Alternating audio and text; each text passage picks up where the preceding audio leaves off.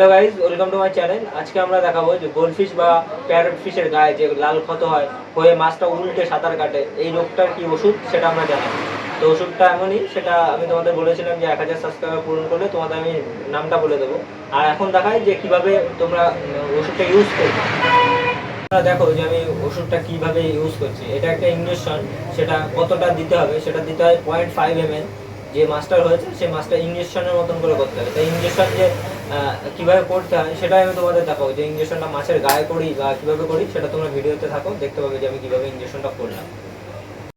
তোমরা দেখো যে আমার এই মাছটা পুরো পেটের গোড়ায় মারামারি করে, যাই হোক মারামারি করুক বা ফাঙ্গাস আসুক, যেভাবে হোক আমি পরে খেয়াল করেছিলাম যে পুরো লাল হয়ে গর্ত হয়ে গেছে। এবার এইটা আমি কী করে ঠিক করব সেটাই দেখাই। আর এই মাছগুলো দেখো উল্টে পড়ে আছে, যে সবাই বলেছিল যে মাছগুলো বাঁচবে না।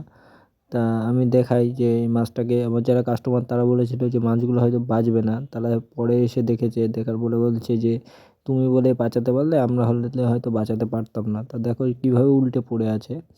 আর এই মাছটা দেখো পুরো মরার মতন অবস্থা।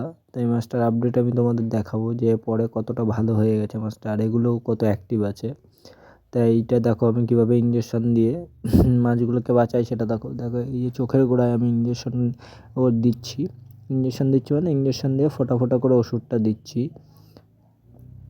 যে ওষুধটা দিলে ওর চোখে ফাঙ্গাসের মতন সাদা হয়ে গেছে যেটা, সেটা চলে যাবে। আর কানকের ভিতরে ওর মানে ফাঙ্গাসের মতন হয়েছিল, সেটাও দিয়ে দিয়েছি ওষুধ, যাতে ঠিক হয়ে যায়। আর এই মাছটার দেখো যেটা ক্ষত হয়েছিল, সেটার আমি এই না, এটার কানকেতে দিয়ে দিলাম।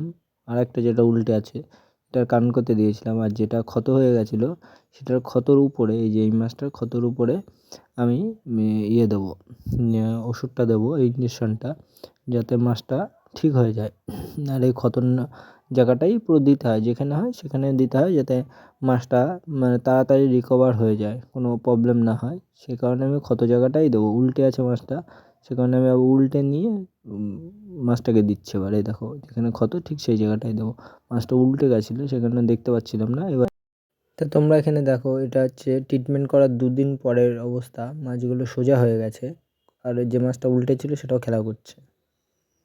তোমাদের যাদের মনস্টার ফিশ, প্যারট ফিশ বা অস্কার ফিশ অনেক সময় উল্টে যায়, উল্টে সাঁতার কাটে, গোল্ডফিশও উল্টে সাঁতার কাটে। এবার সেটা কীভাবে ট্রিটমেন্ট করতে হয় এই ভিডিওটা তোমাদের আমি দেখিয়ে দিলাম। তো তোমাদের অনেকটা সুবিধা হবে মাছকে সুস্থ করা। আর যারা ইঞ্জেকশনের নামটা জানতে চাইছো, তারা আমার হোয়াটসঅ্যাপ নাম্বারে গিয়ে আমার টেক্সট করো, আমি অবশ্যই তোমাদের নাম বলে দেবো।